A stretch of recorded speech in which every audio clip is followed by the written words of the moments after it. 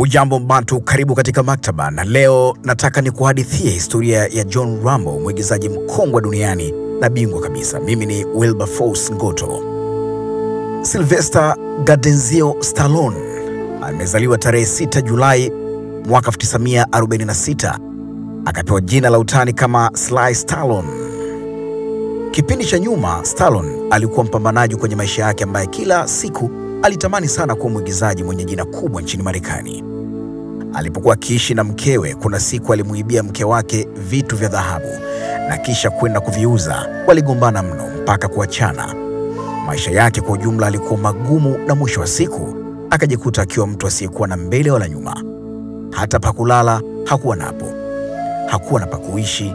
Alilala katika kituo cha mabasi jijini New York kwa siku 3 mfululizo.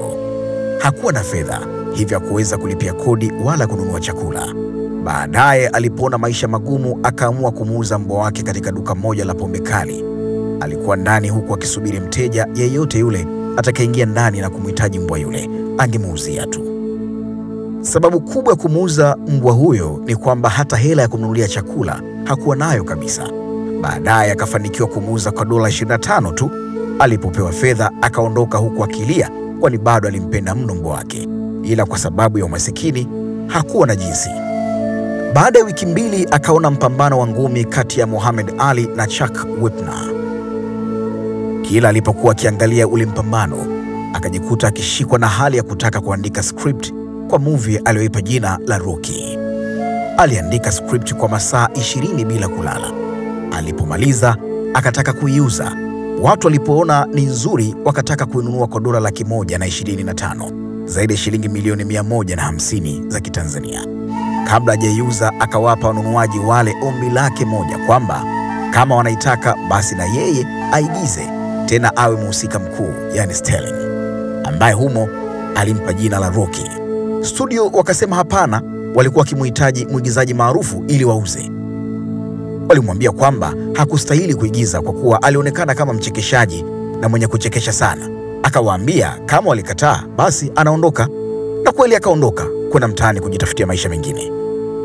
Baada ya wiki chache akaitwa tena. Studio ikamwambia kwamba ingempa dola 2.5 kwa ajili ya script. Akakataa.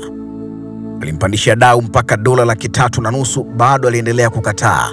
Wakamwambia walichokuwa wakihitaji ni filamu yake na sio yeye, naye akasema bila kuigiza mhusika mkuu kwenye movie hawauzii. Baada ya kipindi fulani studio ikakubali, ikampa dola 35,000 kwa ajili ya script na kumwacha naye aigize kama Rocky, ambaye ndiye mhusika mkuu kwenye hiyo filamu. Filamu ilipotoka ikashinda kama movie bora ya mwaka. Mwongozaji wake akapokea tuzo za Oscar kama mwongozaji bora, na pia kuwa filamu hiyo iliandikwa vizuri sana. Hata yeye Stallone alichaguliwa kuwania tuzo ya mwigizaji bora. Mbali na hiyo, filamu hiyo ikaingizwa filamu bora za kipindi chote nchini Marekani. Unajua alifanya nini alipolipwa dola 35,000 baada ya kuuza ile script? Stallone alimpenda sana mbwa wake. Kitu cha kwanza kabisa akataka kumnunua tena. Akaenda katika lile duka la pombe kali, akaanza kumsubiri yule jamaa aliyemuuzia mbwa. Alisubiri kwa siku 3 mfululizo. Katika siku ya 3 akafanikiwa kumuona jamaa aliyemuuzia mbwa akija dukani hapo huku akiwa na mbwa huyo. Alichokifanya Stallone ni kuanza kumwelezea jamaa sababu aliyomfanya kumuuza yule mbwa, kwamba ni ugumu tu wa maisha, ila katika kipindi hicho alimuhitaji mbwa wake amnunue kwa gharama yoyote ile. Jamaa akakataa kumuuza. Stallone akampa jamaa dola 100, jamaa akakataa. Akampa dola 250, jamaa akakataa. Akampa dola 500, jamaa akakataa tena. Akaamua kumpa dola 1,000, jamaa akakataa. Amini usiamini, Stallone alinunua mbwa wake kwa dola 15,000, huku yeye akiwa amemuuza kipindi cha nyuma kwa dola 25 tu. Akamchukua mbwa wake na kuondoka naye. Leo hii Stallone yule yule aliyekuwa akilala mitaani na kumuuza mbwa wake kwa sababu tu hakuweza kumnunulia chakula, ni mmoja wa waigizaji wakubwa wenye fedha nyingi hapa duniani.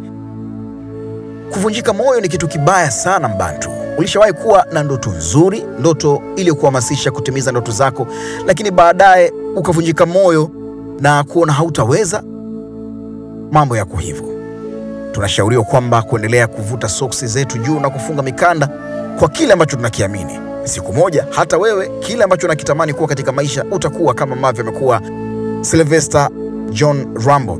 Siku moja unaweza ukatimiza ndoto yako kama vile ambavyo John Rambo ameweza kutimiza ndoto yake na kuwa mwigizaji mashuhuri na mkubwa na tajiri duniani. Kwa hivyo endelea na mapambano huku ukimtanguliza Mungu mbele. Jina langu ni Wilberforce Ngoto na hii imekuwa ni Maktaba. The Bantu.